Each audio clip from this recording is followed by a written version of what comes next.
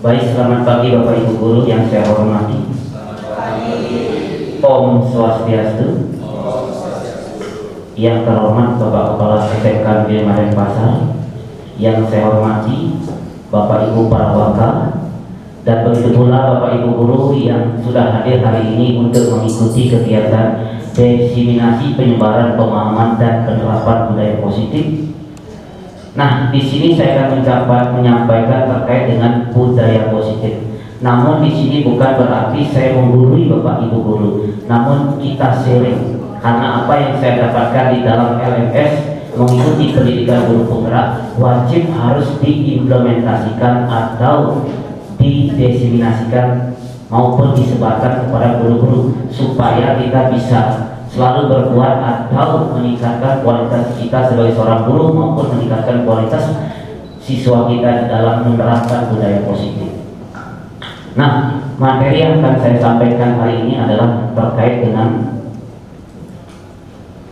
budaya positif. Yang pertama, kita akan berpikir tentang perubahan paradigma belajar, disiplin positif, nilai-nilai kebajikan, kebutuhan dasar manusia, motivasi perilaku manusia, posisi kontrol kita sebagai seorang guru, keyakinan kelas yang harus kita buat, dan terakhir adalah segitiga restitusi.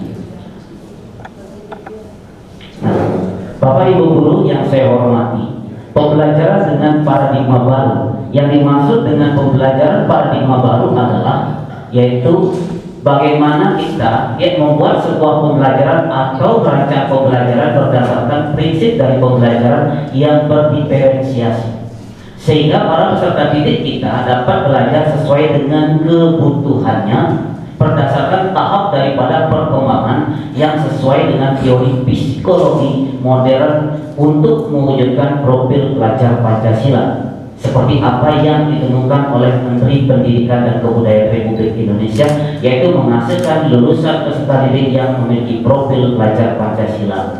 Bapak Ibu Guru sudah tahu profil pelajar Pancasila itu ada berakhlak mulia, berketuhanan yang Maha Esa, berkebinekaan global, mandiri, bernalar kritis, kreatif, dan bergotong royong. Ini yang akan kita nanti ke depan, ya, bagaimana kita belajar mengajar kepada peserta didik dengan menerapkan metode berdiferensiasi.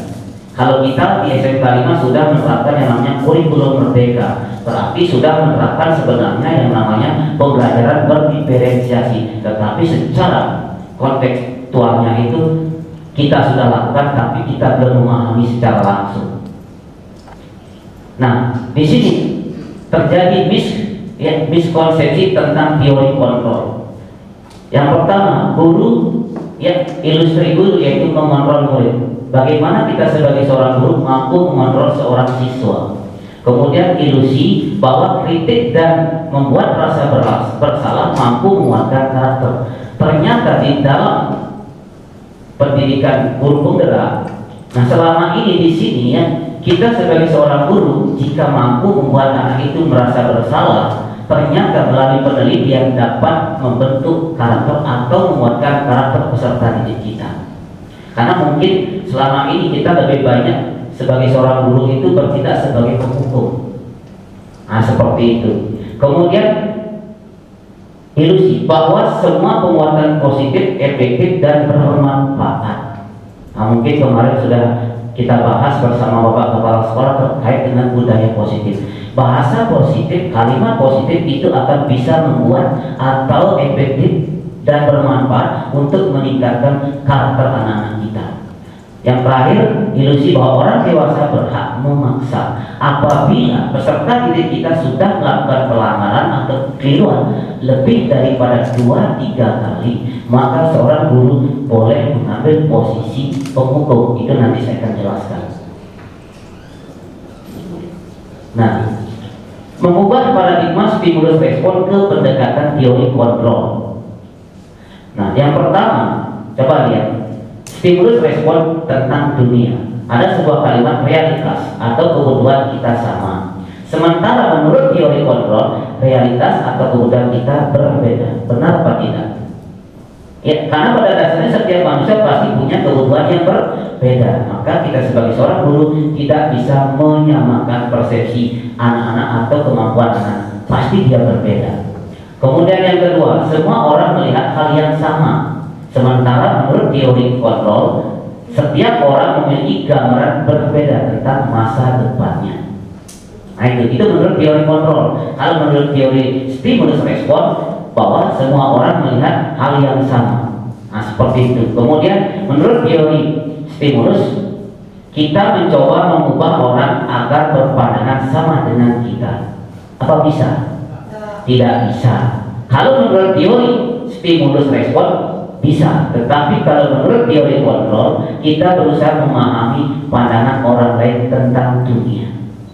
Artinya kita tidak bisa memaksa, maka apa yang mereka pandang, itulah yang kita harus carikan persepsi untuk kita mencapai sebuah tujuan.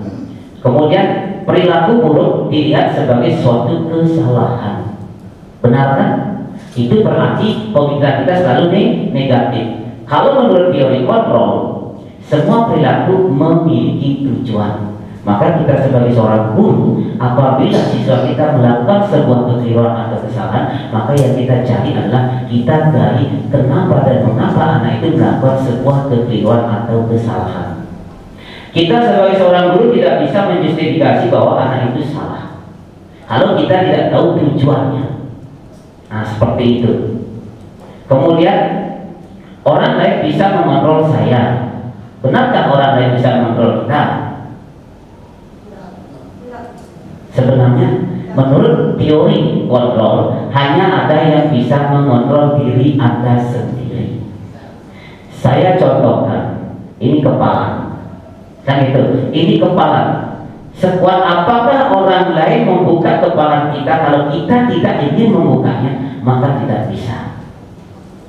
Ya, sama dengan pendekatan teori. Kalau menurut teori stimulus respon, orang lain bisa mengontrol kita, tetapi menurut teori kontrol tidak, karena kitalah adalah pengontrolnya. Mau maju mau tidak, kitalah yang mengontrol diri kita sendiri. Ya, orang lain tidak bisa, tetapi orang lain hanya bisa memberikan motivasi secara ekstrinsik. Kemudian saya bisa mengontrol orang lain, Anda tidak bisa mengontrol orang lain. Menurut teori stimulus respon, bahwa kita bisa mengontrol orang lain, tetapi menurut teori kontrol, kita tidak bisa mengontrol orang lain. Ya, karena kita yang pemegang kontrolnya. Kemudian memaksa ada pada saat bujukan gagal. Pemaksaan ada pada saat bujukan gagal. Sementara teori kontrol mengatakan kolaborasi dan konsensus menciptakan pilihan-pilihan baru. Artinya pada saat terjadi kegagalan pada anak kita di dalam belajar, ya, di sini kita tidak bisa membujuk.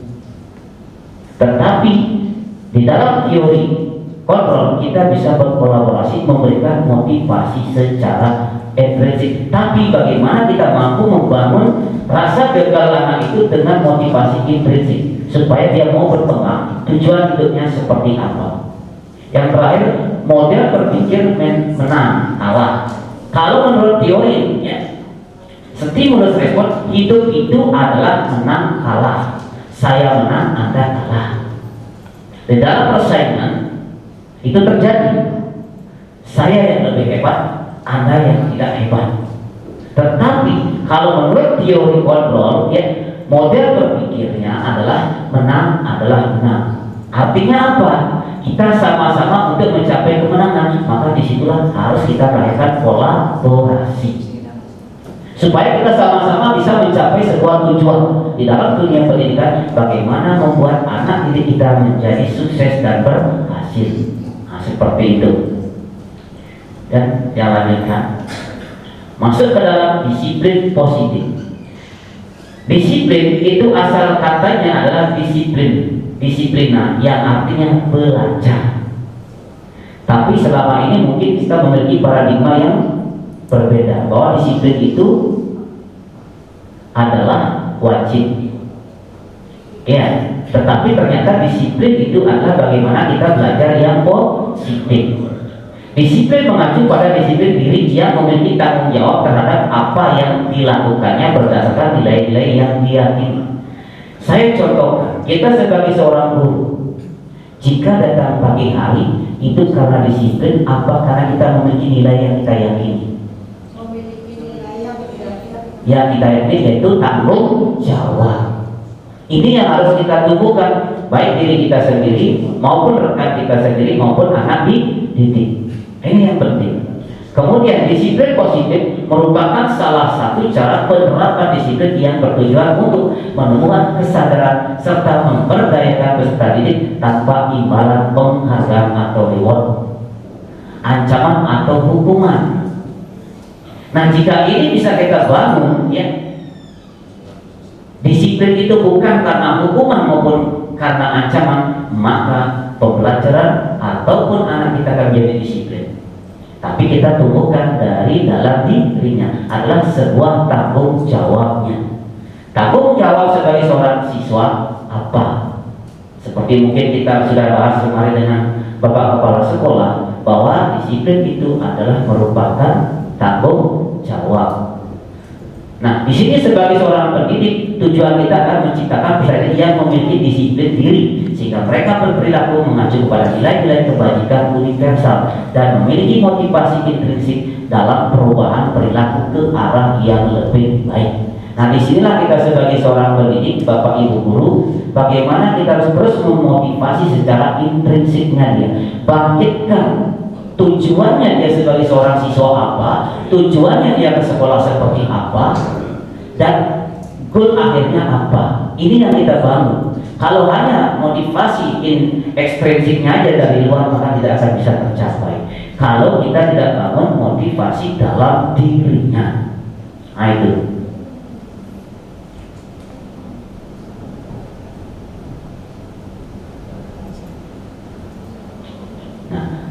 Inilah nilai-nilai kebajikan, nilai-nilai yang disepakati bersama lepas dari suku bangsa, agama, bahasa maupun latar belakangnya.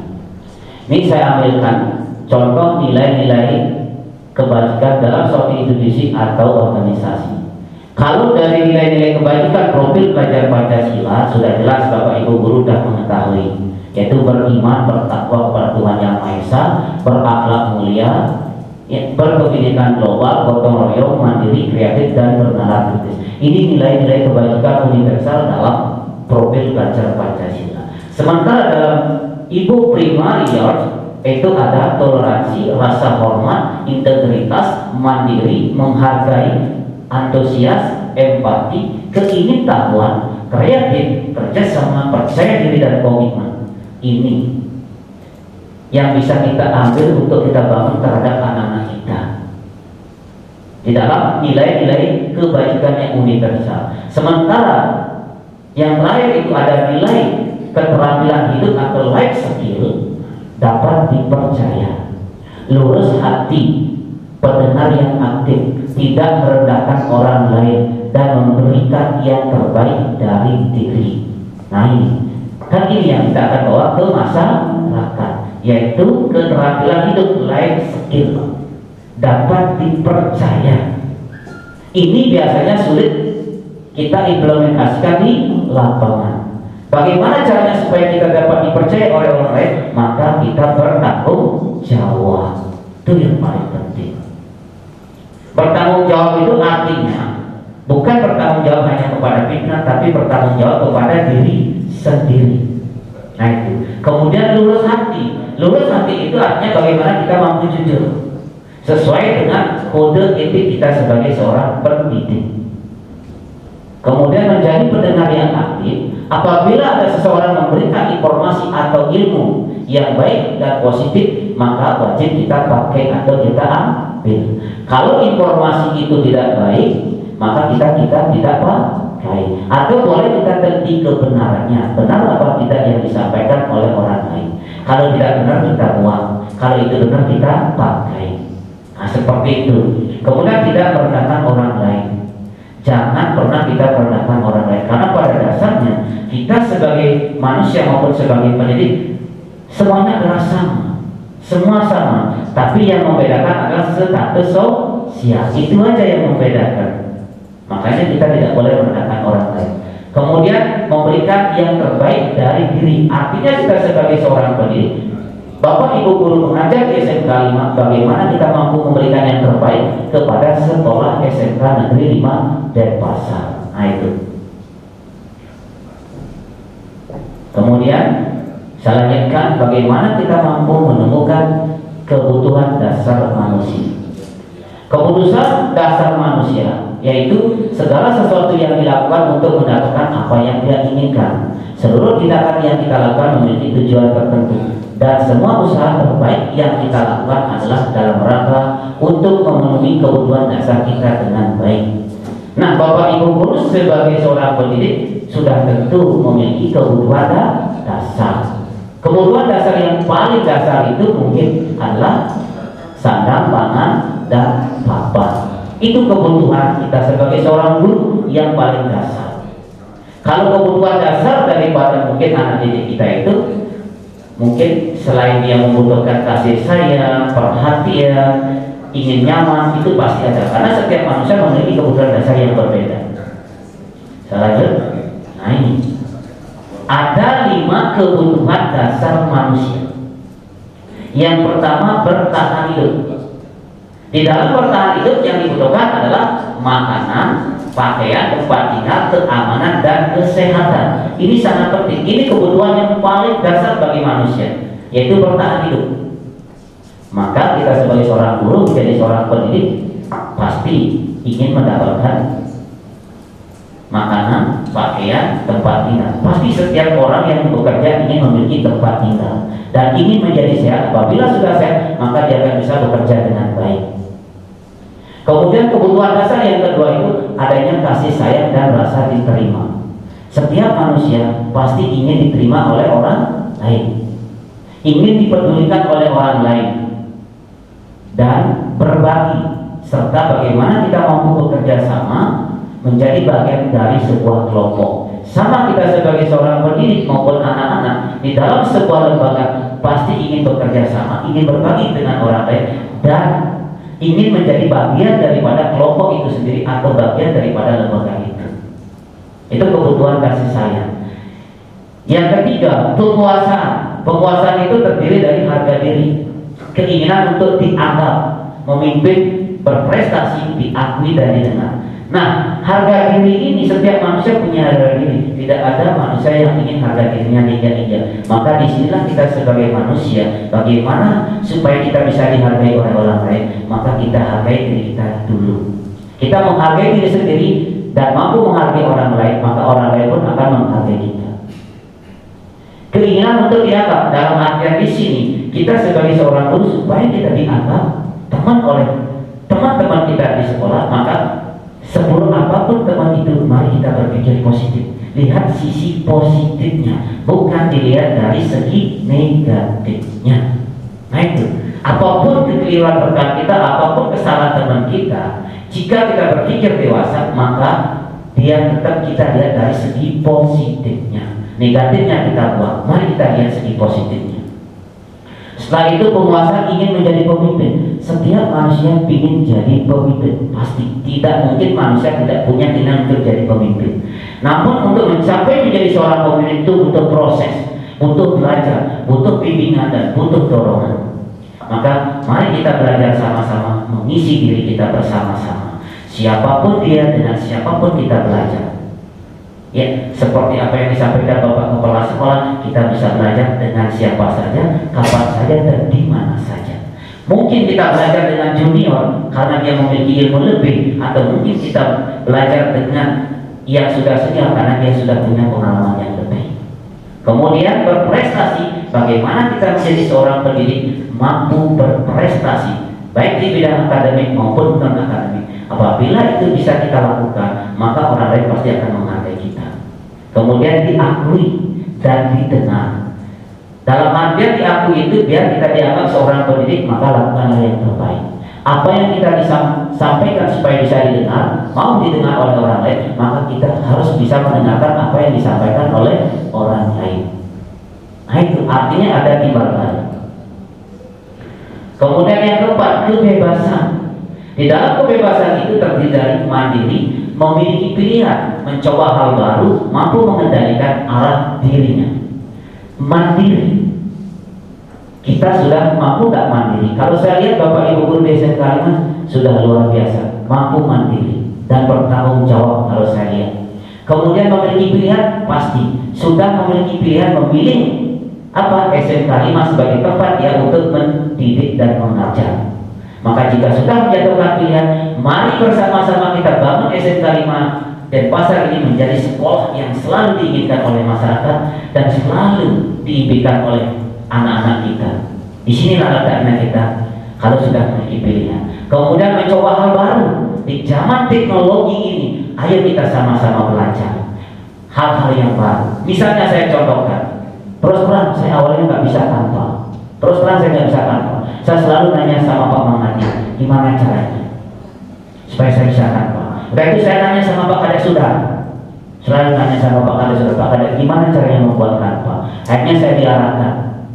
Ternyata setelah belajar luar biasa, ternyata enak. Ya, itu kan namanya kita belajar hal baru. Sama dengan saya ikut pendidikan guru penggerak, awalnya saya menolak. Tapi karena diberikan motivasi, terus dimotivasi, saya coba dan saya masuk. Ternyata enak, walaupun berat. Tapi saya berusaha untuk mengikuti karena saya ingin mengisi diri saya. Nah di situ ingin mencoba hal yang baru. Apapun yang ada hal baru, kalau dengan teknologi, sekarang saya semakin senang belajar teknologi. Karena belajar teknologi ternyata itu menghasilkan dan kita bisa mendidik nanti dengan berbagai strategi dan metode jika kita bisa menggunakan teknologi. Nah seperti itu. Kita manfaatkan sekarang teknologi untuk mengajar. Nah seperti itu. Kemudian mampu mengendalikan arah dirinya. Nah, kita sebagai seorang pendidik mampu harus mengendalikan diri kita ke arah mana, ke arah yang baik atau ke arah yang buruk. Otomatis kalau kita sebagai seorang pendidik pasti arahnya sudah positif, tidak ada guru yang arahnya negatif. Begitu pula pada saat guru mengajar di kelas dimanapun, pasti tujuan akhirnya adalah mengarahkan anak didiknya supaya menjadi orang sukses dan berhasil. Itu yang keempat. Kemudian yang kelima, yaitu kesenangan. Di dalam kesenangan itu ada bermain, humor, antusiasme, dan tertawa. Sebagai seorang guru pasti ingin bermain, pasti ingin humor, tertawa. Maka kalau kita lihat teman-teman rekan-rekan guru di sini senang dia bergurau bercanda. Oh ternyata sambil bermain, sambil tertawa itu membuat kita sehat dan membuat pemikiran kita menjadi jernih. Udah itu akan tumbuh antusiasme dalam diri. Dan apalagi kita sering tertawa, tapi tertawanya jangan berlebihan. Nanti itu lain. Nah, seperti itu. Sama dengan anak-anak kita. Ternyata anak-anak kita ingin banyak bermain, ingin humor, tidak ingin tegang. Nah, seperti itu. Saya contohkan, saya ngajar di anak perawitan. Anak perawitan tidak semua anak perawitan.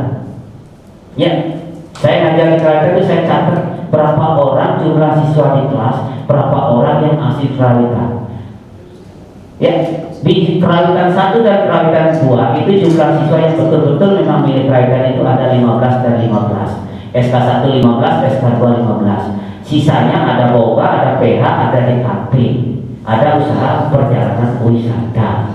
Nah, di sini kita sebagai seorang guru harus memiliki berbagai strategi dan metode mengajarnya karena tidak sama. Akhirnya saya ajak yang senang main game, saya ajak yang menggunakan HP-nya.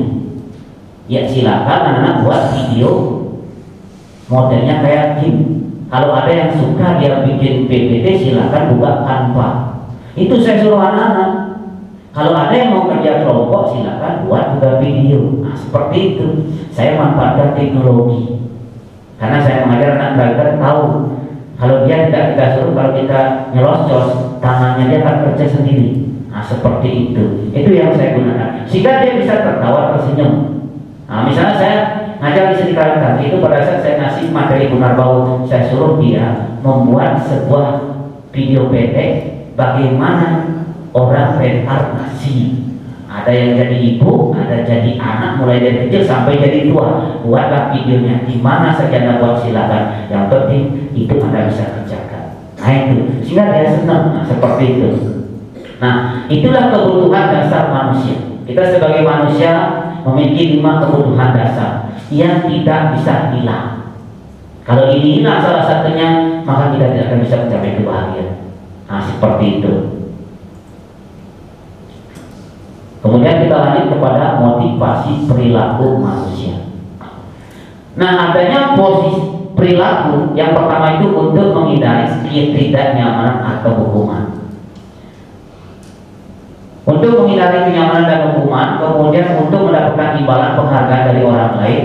Yang terakhir adalah untuk menjadi orang yang mereka inginkan dan menghargai diri sendiri dengan nilai-nilai yang mereka percaya. Nah, di sini kalau untuk menjadi orang yang mereka inginkan dan menghargai diri sendiri, itu adalah merupakan motivasi yang datang dari dalam diri kita. Setiap manusia ingin apa? Ingin dihargai. Saya ingin dihargai oleh orang. Bagaimana caranya supaya kita dihargai? Maka kita juga harus menghargai orang lain. Sementara untuk menghindari kenyamanan atau hukuman maupun untuk mendapatkan imbalan atau penghargaan dari orang lain, itu adalah motivasi dari luar diri kita. Maka mari kita mulai sekarang tumbuhkanlah motivasi yang ada dalam diri kita. Kalau motivasi yang dari luar belum tentu bisa kita pakai dan belum tentu kita manfaatkan. Maka manfaatkanlah motivasi yang ada dalam diri kita. Nah, seperti itu. Nah, kemudian kita akan lanjut kepada hukuman, konsekuensi, restitusi. Tapi sebelum saya lanjut, adakah Bapak Ibu guru mungkin yang ingin memberikan masukan atau ingin bertanya sebelum saya lanjut? Kita sharing di sini, ya kita sharing. Kita di sini tidak ada yang namanya pintar. Saya juga di sini bukan orang pintar. Silakan nih Pak.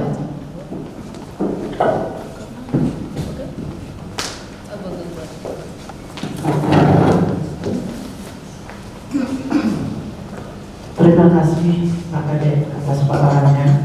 Yang terhormat Bapak Kepala Sekolah dan yang terhormat Wakil Kepala Sekolah dan ada juga Ketua Jurusan. Terima kasih. Yang saya tanyakan tadi Bapak Kadek bilang mengajar di kelas kerawitan. Apakah semua siswa itu disiplin positif, berdisiplin positif? Apakah semua sudah anak-anak di sana berdisiplin positif? Karena kalau saya lihat biasanya anak-anak kerawitan itu semuanya tidak ada punya disiplin positif. Bagaimana cara mengarahkan biar anak-anak di SK itu punya disiplin positif? Terima kasih. Baik, terima kasih atas pertanyaannya Ibu Agung. Luar biasa ya. Memang betul apa yang disampaikan Ibu Agung, anak kerawitan itu memang belum punya budaya positif. Saya mengajar di kerawitan di kelas 10, di awal itu memang sulit luar biasa. Disitulah saya ingin bertanya, makanya saya catat awalnya. Nah, siapa yang memilih kerawitan? Saya catat, sambil ngabsen saya catat, supaya saya bisa memetakan kebutuhan mereka sebenarnya apa. Kalau anak kerawitan, bagaimana caranya kita memberikan pemahaman? Tetap ceramahnya tetap ada. Saya tanya, Anda masuk ke sini ke SMK 5 yang kerawitan murni dari dalam diri. Yang saya catat dia jawab murni. Sementara yang, mohon maaf, selain anak kerawitan, saya tanya, Anda masuk ke SMK 5 dan mengambil jurusan kerawitan, tapi apakah itu memang Anda? Tidak, karena orang tua saya. Nah, karena itulah maka saya harus ekstra. Kenapa ekstra? Perhatian anak-anak itu penting. Kita perhatikan. Kalau ada siswa yang misalnya main HP pada saat kerja kelompok, kita lihat dia main apa. Kalau dia suka main game, kita suruh dia buat PowerPoint model kayak game. Kalau saya seperti itu sekarang, karena memang anak mereka itu butuh ekstra untuk mereka punya budaya positif. Butuhnya apa? Strategi kita bersama-sama. Karena mama gitu, saya pernah melihat gitu, pas ada ngajar gitu, ada anak sampai tidur, ada. ada sampai tidur, tapi pas tidak saya, ada yang lain. Nah, itu ada sampai tidur. Artinya dia belum mampu membangun budaya positif. Nah, seperti itu. Karena maka disinilah letaknya kita sama-sama, karena itu aku juga ngajari kalian, mari kita sama-sama untuk memberikan budaya positif sama anak itu. Perhatikan mulai dari cara berpakaian. Kalau dia sendiri, kalau anak-anak tidak berpakaiannya masuk, saya balik ke sini. Karena ini mungkin saya sudah belajar. Nah, tahu nggak kesalahan atau kesepakatan sekolah yang mana kamu langgar? Saya tanya seperti itu. Dia jawab, ya Pak, saya tidak rapi. Untuk rapi itu apa yang kamu lakukan? Saya masukkan pakaian. Nah, seperti itu anak-anak jawab. Saya jawab, benar. Tapi bisa nggak kamu tidak ulangi hal itu lagi? Ternyata siangnya setelah selesai ngajar saya hilang, lagi dikeluarin. Artinya kalau hanya saya sendiri melakukan budaya positif tidak bisa. Tapi kita secara bersama-sama. Kalau bisa semua guru, terutama yang ngajar di kerawitan, karena ini anak kerawitan membutuhkan ekstra. Seperti apa yang disampaikan oleh Ibu Anu, anak kerawitan itu masih belum punya budaya positif yang bagus. Beda dengan jurusan-jurusan yang lain kalau saya lihat, nah seperti itu. Oke, itu yang bisa saya jawab Bu Anu. Ada yang lain yang ingin memberikan komentar? Kalau tidak saya lanjutkan ya. Ada? Mungkin ada? Ini dari Bapak.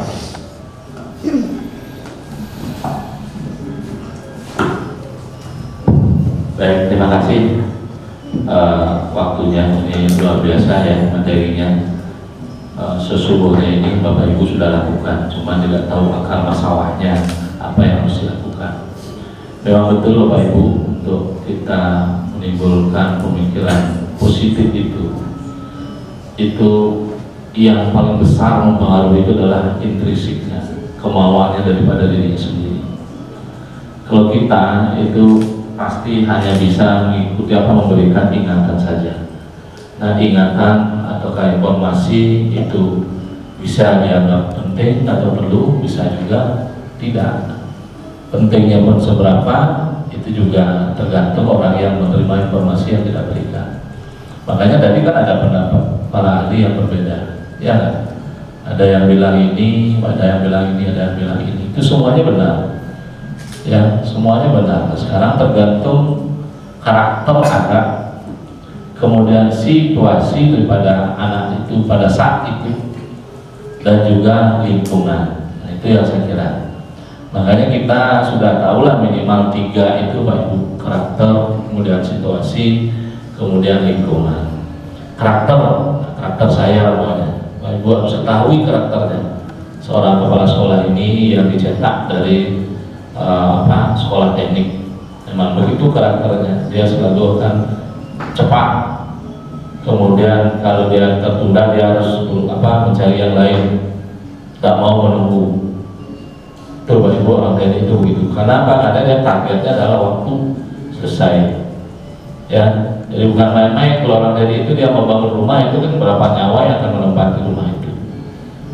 Bukan saya bilang yang lain tidak begitu, tidak bisa dia itu. Kalau sendiri tadi, wajah saya berangkat jadi tidak masalah. Saya ingin teko megamel, buang nak hati megamel saya masalah. Ya enggak? Tumbangnya orang seni juga begitu. Oh nih, saya teko penari sini menari, saya paling-paling ngomongnya 3 hari selesai. Tapi kalau orang teknik itu bangunannya runtuh, berapa orang yang akan jatuh, kena dan sebagainya. Itu bedanya karakter Bapak Ibu, sehingga intrinsik kita itu dibentuk seperti itu. Nah, kemudian yang kedua, keadaan atau situasi, bagaimana itu situasinya anak pada saat dia itu melanggar.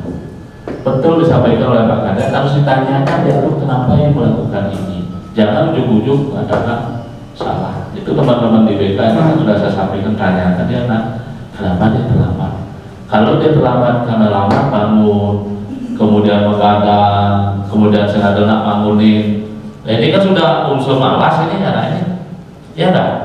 Tapi kalau dia itu terlambatnya karena Pak Ibu saya pagi-pagi jam 4 dan pasar, apalagi sekaliannya tidak punya bapak, saya harus antar adik saya ke sana. Nah, kebedaannya kita harus berikan, oke, nah ini harus semuanya jalan. Tapi kamu harus lebih pagi dulu antar adik. Kalau lebih pagi adiknya sendiri maunya TK atau SD sendiri di sekolah lagi, masalah ya nggak? Takut dia. Ini memang salah, lebih apa?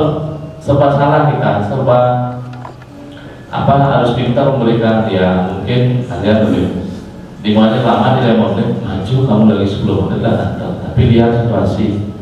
Kalau umpamanya itu belum ada yang di sekolah itu kan ada kantin biasanya kan lebih dulu dia ya kan titip dulu anak adikmu di sana, berikan dia solusi sehingga dia tidak akan membenarkan dirinya itu kan terlambat karena mengambil kerjaan lain. Nah, hal itu akan bisa dilakukan, dia itu namanya salah satu prestasi Pak Ibu. Prestasi dia bisa mengatur waktu. Jadi tidak jujur, walaupun saya sepakat itu kan keras mengatakan tuh pulangkan aja. Padahal teman itu kan sudah nanya. Karena apalagi pula tadi kelas 12 banyak yang terlambat. Padahal notabene anak itu katanya magang benar-benarnya nih. Jadi disiplinnya luar biasa di industri, ya kan? Kenapa sih kesininya balik lagi begitu? Nih Pak Ibu, kemudian lingkungan. Nah, lingkungan kita selalu mengatakan sekolah kita ini menyenangkan, kemudian biar kita gembira. Tapi kalau tidak dari hati nurani Bapak Ibu yang akan menimbulkan itu, Ibu maaf ya Bapak Ibu akan berpikiran negatif. Kelas sekolah aja itu sebangnya begitu. Kemudian dia sering marah-marah, tegasan sebagaimana menyenangkan. Jangan begitu, ini kan karakter saya begini, tapi saya berusaha untuk membuat senang Bapak Ibu dengan cara yang lain, anak-anak juga iya gitu. Ya, jadi saya tidak sekarang tadi kemarin aja tuh lagi setengah jam dia harus belajar. Anak-anak dengan situasi itu kalau disuruh balik ke kelas pasti lengkap ya, dan tidak akan ada rasa mau belajar lagi, dia sudah merasa sudah tidak belajar lagi, ya saya berikan pulang. Mungkin dua belah pihak kan senang, gurunya senang, anak juga senang, tapi Pak Ibu tidak mengungkapkan. Itu Pak Ibu. Jadi di mana tegas, bagaimana kita harus memberikan yaitu punishment, memberikan reward, dan memberikan yaitu arahan. Jadi lingkungan itu yang sangat membentuk anak itu. Mungkin saja situasi anak itu di rumahnya itu bagaimana itu ya harus kita tahu. Makanya saya suruh pulang itu bagian kesiswaan setelah saya itu kemarin supervisi ya, BK-nya juga tidak pernah menyampaikan data pribadinya siswanya itu kepada wali kelas dan kepada guru. Itu harus di-share semuanya kepada guru dan sebagainya biar tahu latar belakang anak itu sesungguhnya apa. Itu Pak Ibu. Apalagi dulu kan saya cukur anak itu, sekarang jangan dicukur, suruh pulang aja atau ingatkan dia. Suruh cukur besok, suruh ngadap. Kalau belum cukur ya kita jangan kasih izin masuk. Kalau dulu cukur di sini gitu. Nah ini sudah kejadian. Bukan saya takut Pak Ibu, saya tidak mau sekolah kita itu dipandang negatif oleh beberapa orang. Itu kan marak sekarang di medsos itu nyukur murid sudah ini kan gitu. Padahal itu kan sebenarnya bukan kita membuat dia itu malu, karena mungkin sudah beberapa kali diingatkan masih saja begitu. Coba Ibu. Nah ini jadi mari dari fisiknya tuh. Jadi mohon maaf Bapak Ibu, saya belum melihat Bapak Ibu semuanya itu peduli dengan penampilan anak. Terus terang saya sampaikan, coba sekarang lihat penampilan anak kelas 12. Rambutnya dilihat, kemudian rambut enggak, bajunya dilihat. Bapak Ibu hitam aja. Harus Bapak Ibu ingatkan dia, tapi jangan marah. Nah, baju itu masuk dulu loh.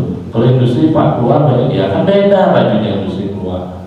Sedangkan kalau anak perhotelan boga, ya kemudian anak juga di travel, itu kalau dia praktek kerja itu pasti digulung rambutnya, benar nggak? Kenapa kesini sudah terurai seperti itu Bapak Ibu biarkan? Ini kan hal kecil ini. Orang itu nanti dibilang dia ingin anak orang manusia itu akan bebas, enak, ya kan? Mungkin dia perlu diperhatikan. Mungkin kemarin disuruh 6 bulan, namun itu kembali ke sini lagi. Coba hal kecil itu Pak Ibu. Jadi jangan masuk kelas ngajar gitu. Sekarang tidak ada materi yang dikejar Pak Ibu, tetapi apa? Kebermanfaatan belajar itu yang dikejar sekarang. Tuh. Makanya saya tidak pernah, mohon maaf ya, bukan saya tidak sempat, karena saya sempat, tidak pernah memvalidasi soal-soal Bapak Ibu untuk ujian. Karena ujian dengan isi atau dengan apa namanya itu hanya 10% kepentingannya untuk dirinya dia. Dia tidak tahu kemanfaatannya. Apalagi anak sekarang masih kelulusan. Dia tidak berpikir besar kecilnya nilai itu, dia tidak pernah berpikir. Beda dengan kita, ya kan? Malu apalagi ada merah dulu itu zamannya saya itu tidak berarti kita perlihatkan lapor kita ke orang tua. Walaupun sebenarnya kita sudah puluh sekali di rumah, saya tidak berani lihat lapor. Dia seman rapor sekengkeng, kenaikan penjagaan di Senawang naik apa sekengkeng, kan begitu anak sekarang. Nah kita akan bisa merubah karakter karena zamannya begitu, tapi ini udah apa? Dari intrisiknya dulu dibangun kemanfaatnya. Pantas dia main beruduk-uduk masuk, terus mau garang sampai di sini kok seperti itu. Artinya apa? Kita lah yang harus berubah. Jadi caranya ya begitu. Tapi saya itu kalau melihat anak bajunya keluar yang tidak mau sepatu, yang mau sepatu Pak ini kelas 10 kan mau sepatu bajunya tuh Pak terus teman. Tapi yang baru selalu bajunya Bapak tak itu, tapi yang tak itu loh Pak itu. Apalagi baju pramuka ini dimohon itu tak perlu dia ada keterampilan mata ada ya, tak perlu dia punya keterampilan mengikat apa namanya itu tali kemali dan sebagainya, tapi penampilannya saja sudah kita tidak bisa memperbaiki, atau karakter yang baiknya tidak bisa memperbaiki, apa keterampilan itu. Artinya apa? Ini sudah menjadi di Indonesia ini sudah jadi masalah nasional ini. Soft skill ini Pak Ibu bukan di SMK saja, di semua ini. Makanya selalu kemarin saya share itu mudah-mudahan ada yang ikut. Itu kan bagaimana kita mengurangi anti perundungan. Di luar Bali itu luar biasa Pak Ibu. Ya. Jadi jangan sampai terjadi seperti itu di sekolah kita ini. Makanya cepat kita harus tangani Bapak Ibu lah menjadi apa kuncinya. Karena tidak mungkin tim anti perundungan 30 orang, kemudian wakil hanya 5 orang, kepala sekolahnya 1, ketua kompetensi hanya 6. Tidak mungkin Pak Ibu kalau tidak kita semua. Itu kalau Bapak Ibu ingin nyaman selalu. Kalau tidak, nanti di sekolah kita akan ditinggalkan oleh masyarakat. Pemerintah itu selalu membuat sekolah baru. Kemudian yang sekolah baru itu mohon maaf, orang-orang baru yang mengusulkan itu, yang pemikirannya itu zaman milenial sekarang itu. Sedangkan kita zamannya zaman lama kan, itu. Jadi persegininya pasti akan jalan lebih cepat. Saya yakin itu. Ya. Ini Pak Ibu, jadi sangat positif sekali teori ini. Ini adalah sebenarnya untuk guru, bukan untuk anak-anak. Ya kan? Kalau kemarin itu kan mengajarkan simulasinya teman-teman, simulasinya itu mengajarkan guru bagaimana memotivasi anak-anak untuk belajar. Kalau sekarang ini kan pembekalan teman kita guru. Itu. Jadi itu tambahnya Pak Dek, jadi luar biasa ini. Teori itu tidak usah kita hafalkan tapi terapkan. Saya tidak pernah itu menang berdialog dengan teori menurut ini, tidak pernah saya, tapi kita terapkan aja itu. Karena sepintas saya dengar itu begini itu dah. Itu Bapak Ibu. Nah Bapak Ibu tahu tidak? Dulu saya kan begitu keras dengan anak saya suruh push up. Sekarang kan tidak. Malah itu tanya bupati kebaikan. Nah jangan dimarahin dia, tanyain dia. Kan itu pasti asal-asalnya. Tapi kalau terus yang sekarang kita berhasil ubah itu kan si Baron itu sama yang ada Baron.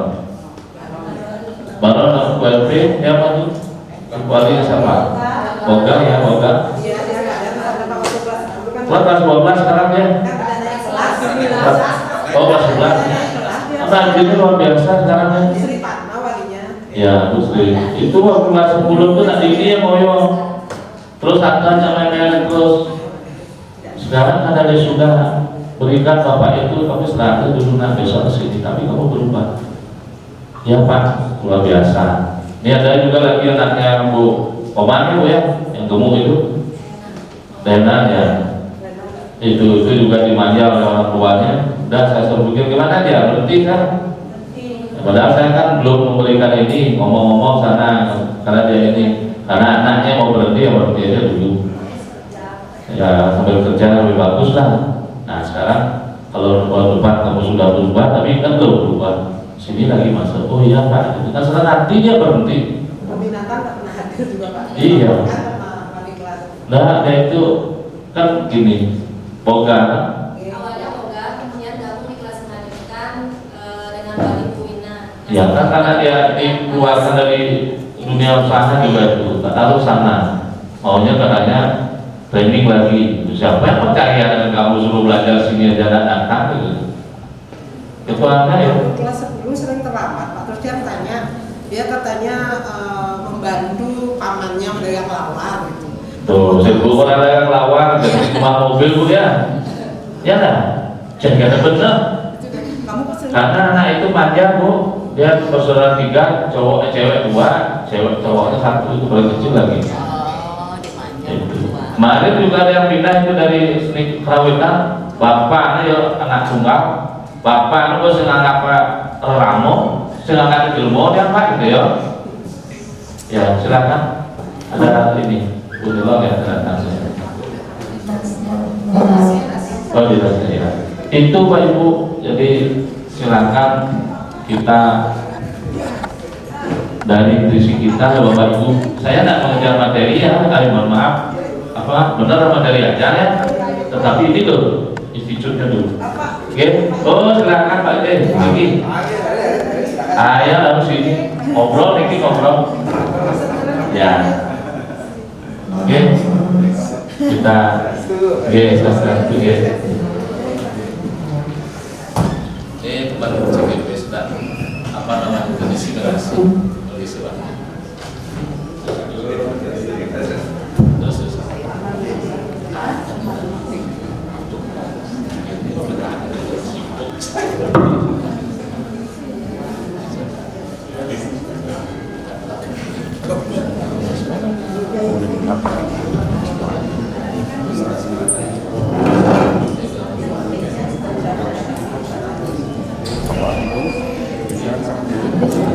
selamat pagi Pak Kediri, yang adalah koordinator kurikulum dan pembelajaran di SMK Lubu. Kan kasih kurikulum pembelajaran gampang gitu jadi mohon izin akan melanjutkan sedikit dulu ya definisi ini karena teorinya bagus sekali untuk kita teman-teman guru, jadi calon guru penggerak ini diskriminasi. Jadi kita memanfaatkan waktu karena 1 minggu ini parah. Dan anak ini kita kelas 12 yang memilih melanjutkan ke usia jangan yang sudah Pak Kabit anak kurikulum mereka itu di semester 2 nanti anak-anak di industri semuanya.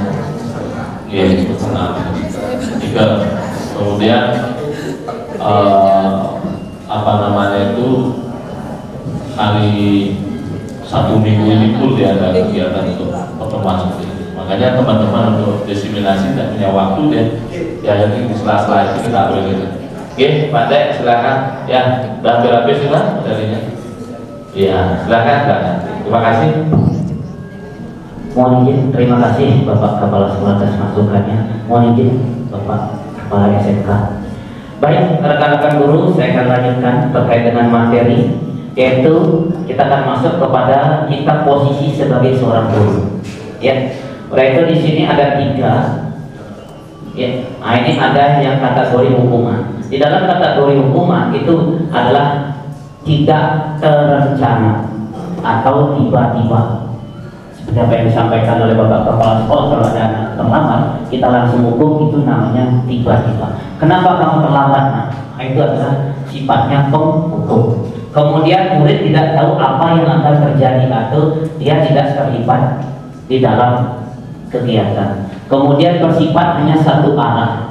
Kita sebagai seorang guru yang lebih banyak bertanya kepada siswa seperti itu. Kemudian berupa hukuman yang fisik atau psikis. Inilah yang banyak menyebabkan anak-anak terjadi kegagalan di dalam berpikir atau anak itu menjadi minder. Nah, seperti itu.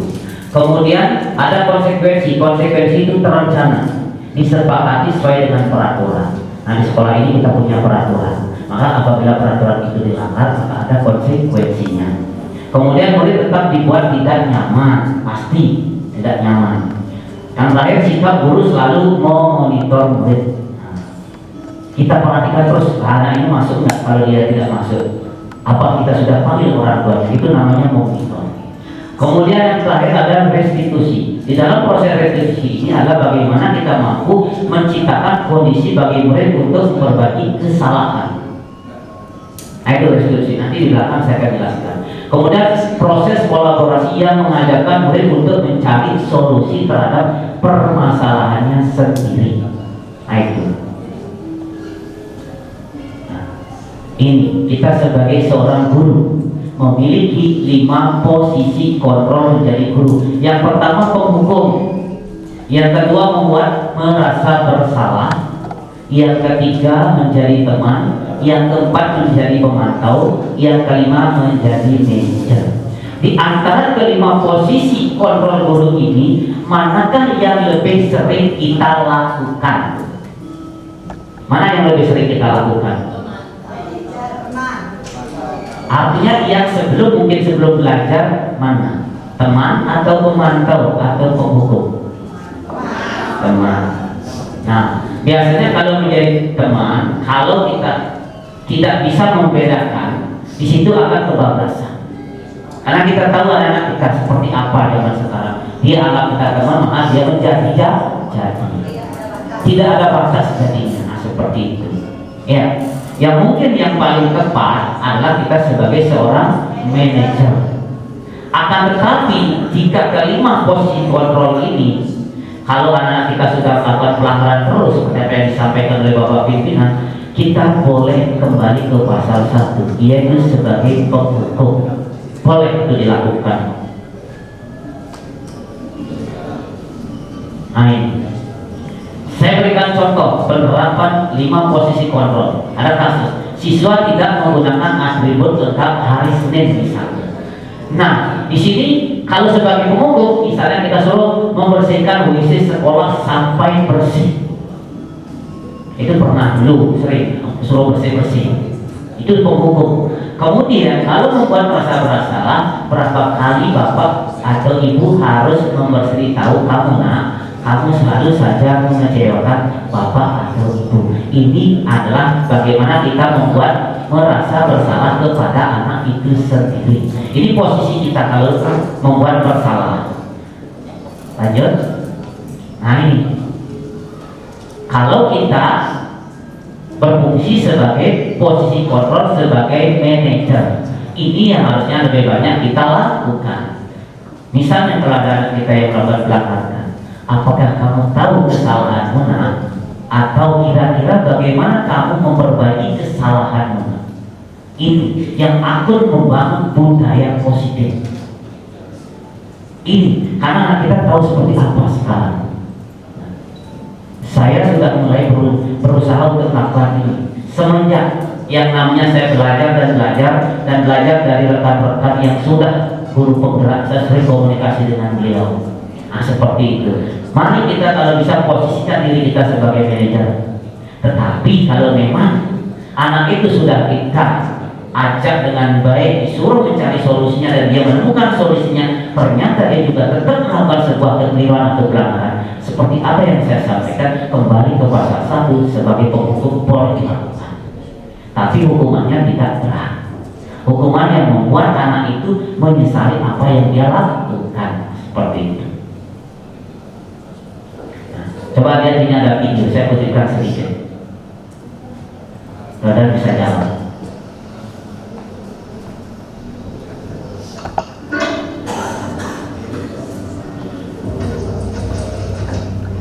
Silakan Bapak Ibu lihat. Nah, ini posisi dia sebagai penghukum.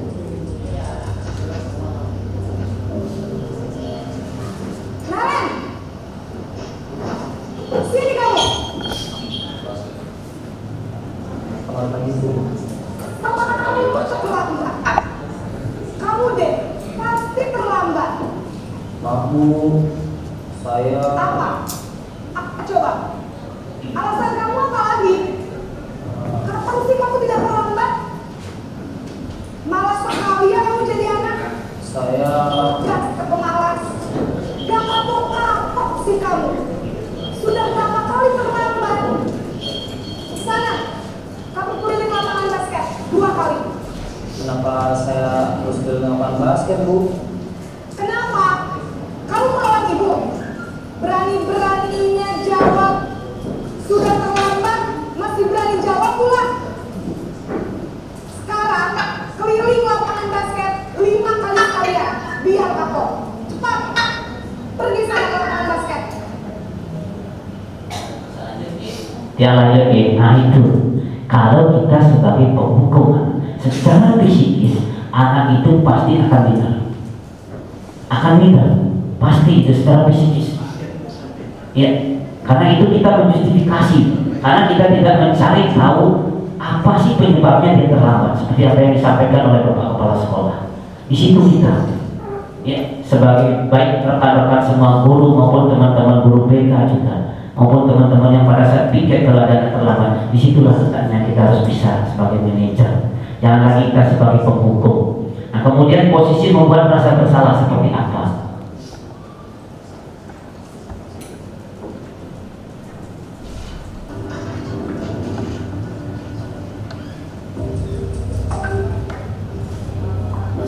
Masih sama nih, orangnya masih sama, tapi caranya berbeda. Naren,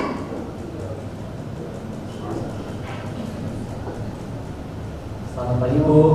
Naren, kamu kenapa terlambat lagi, nak? Ya Tuhan, Naren, kamu senang ya bikin ibu susah ya? Kalau kamu terlambat lagi, nanti ibu yang ditegur Bapak Kepala Sekolah, nak. Disangka ibu tidak bisa membina kamu. Duh, gimana ini? Maaf, Bu.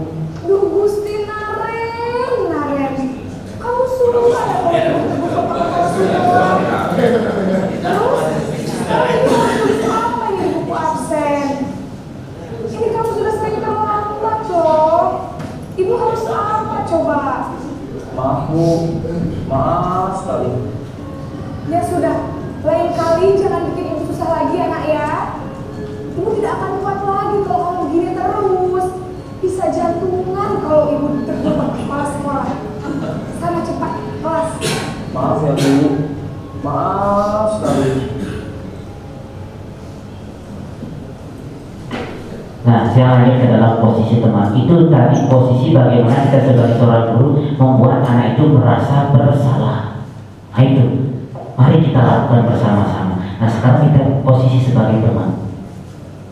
Biasanya ini yang sering banyak kita lakukan sebagai guru, sehingga anak-anak itu menjadi kebablasan bertemannya seperti itu.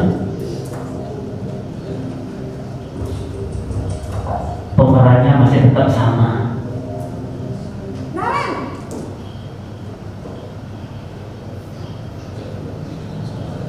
Selamat pagi, Bu. wah sudah jam berapa ini nak? Terlambat lagi ya saya. Iya, Bu. Habis saya lupa bawakan saya, Bu. Kamu malah menyalahkan ibu kamu. Kamu bukan anak-anak yang katanya kerja.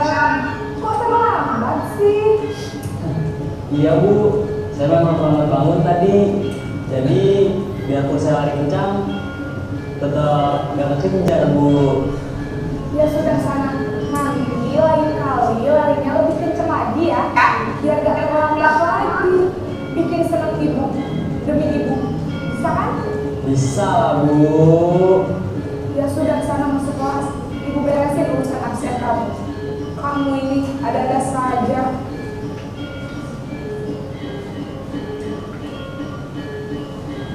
Nah itu ya Bapak Ibu, kalau kita posisi sebagai seorang teman, tapi boleh jadi teman bagi anak, tapi jangan kelewatan. Biar anak-anak itu paling orang nagih dia apa namanya bagi punah nagih kepala, seperti ada seperti itu. Kemudian posisi kita sebagai seorang pemantau.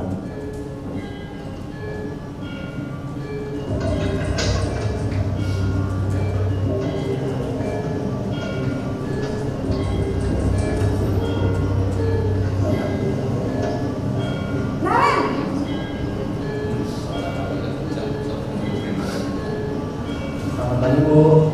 Nah Ren, apa peraturan sekolah kita tentang jam berapa kita harus masuk sekolah Nak? Kita harus di sekolah jam 7 Bu. Iya betul, sekarang sudah jam 7.20. Naren sudah tahu konsekuensinya jika terlambat hadir. Kamu, saya harus tinggal kelas pas jam istirahat selama 20 menit. Ya benar, konsekuensinya demikian. Jadi nanti jam 9.30 pas istirahat, kamu harus tinggal di kelas, kerjakan tugas tambahan untuk ketertinggalan kamu, ya? Baik Bu. Nah itu ya Bapak Ibu sebagai pemantau. Kita sebagai seorang guru harus juga bisa memantau anak apabila terlambat. Ya kita tetap pantau, kita tetap ada konsekuensinya. Kemudian sebagai posisi manajer.